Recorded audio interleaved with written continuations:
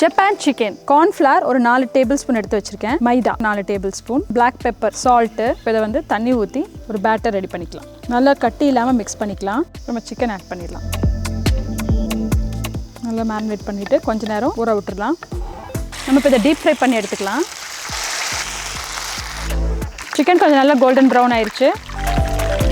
Chicken பாருங்க நல்லா சாஃப்டாக நல்லா வெந்துருச்சு. ஜப்பான் சிக்கனுக்கு வந்து மெயினாக பார்த்தீங்கன்னா ஒரு க்ரீமி சாஸ் தான் ரெடி பண்ண போகிறோம்.